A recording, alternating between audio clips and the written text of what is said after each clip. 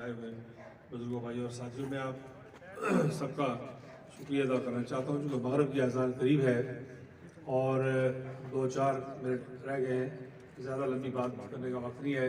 मैं सबसे पहले रायता इकबाल साहब को खुश आमदीद कहता हूँ, दिल की गहराई से उनका बात पेश करता हूँ। खास एक ताल्लुक़ रहा है, एक निस्बत रही है मुस्लिम काफ़िर के साथ, आल जम्मू और कश्मीर मुस्लिम काफ़िर के साथ, और बहुत मुश्किल दौर में इस, जैसे इकबाल साहब ने जिक्र किया कि बहुत मुश्किल दौर में इस इलाके का ताल्लुक़ रहा है। और लोगों ने उस वक्त, ये हमारे जो इस वक्त पुराने लोग हैं, उस वक्त जवान साल लोग थे, तो इन्होंने बहुत मुश्किल वक्त में मुस्लिम काफ़िर का परचम थामा है।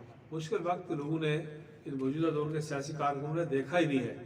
इन्होंने नवाज शरीफ साहब को देखा है, बेनज़ीर साहब को देखा है, सरदारी साहब को देखा है, इमरान खान साहब को देखा है।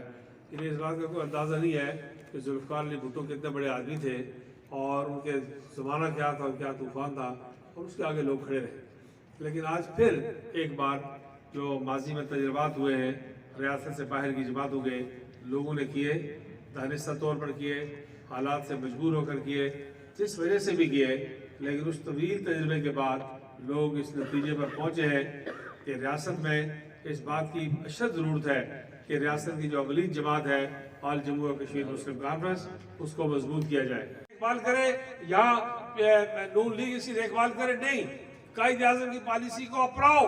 पाकिस्तान के सियासतदानों, कान खोल के सुनो, हुक्मरान भी सुने और दूसरे सियासतदान भी सुने कि कायद आज़म अगर कश्मीर से मोहब्बत है, कश्मीर के साथ आप लोग बुखले से, तो कायद आज़म मोहम्मद अली जिन्ना की पॉलिसी अपनाओ। और वो पॉलिसी ये है कि आल जम्मू और कश्मीर मुस्लिम कॉन्फ्रेंस की पुष्ट पे खड़े हो जाओ, कोई और दूसरा रास्ता नहीं है।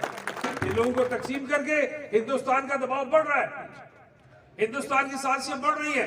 हिंदुस्तान ने आज जो यूरोपियन ये जो इन्फोलैब है, उसने क्या क्या क्या पैगाम दिया है, क्या मालूमात दी है कि आज़ाद कश्मीर में, बलूचिस्तान में, सिंध में, कराची में, जनूबी पंजाब में जो अफराद हैं, जो जमातें हैं, जो NGOs हैं, उनकी तफसील मुहैया कर दी है। हम 30 साल से कहते थे, लोग समझते थे सियासी मुखालफत में बात करते हैं, अभी उन्होंने नाम पते मुहैया कर दिए उन लोगों के तो हिंदुस्तान से पैसा लेके यहाँ नजरियाती और फिक्री तकरीबकारी कर रहे हैं। सड़कों से बात नहीं बनती, मुलाजमतों से बात नहीं बनती, किसी को मेंबर असेंबली बनाने से बात नहीं बनती, कोई हुकूमत कायम होने से बात नहीं बनती।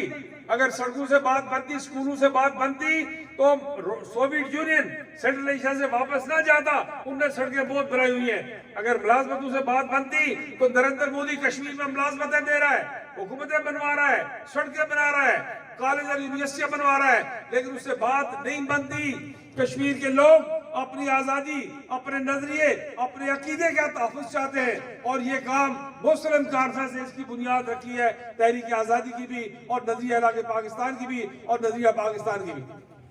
आज़ाद कश्मीर को पाकिस्तान की सियासी जमातों का मैदान जंग बना दिया गया है, बैटल फील्ड बना दिया गया है। चाहिए ये था कि सारी कौम, पाकिस्तानी कौम खड़ी है, हम उसे सलाम पेश करते हैं। मुसल्लह अफवाज पाकिस्तान खड़ी है, हम उन्हें सलाम पेश को यारब जिसने रूह आजादी कश्मीर को पामाल किया।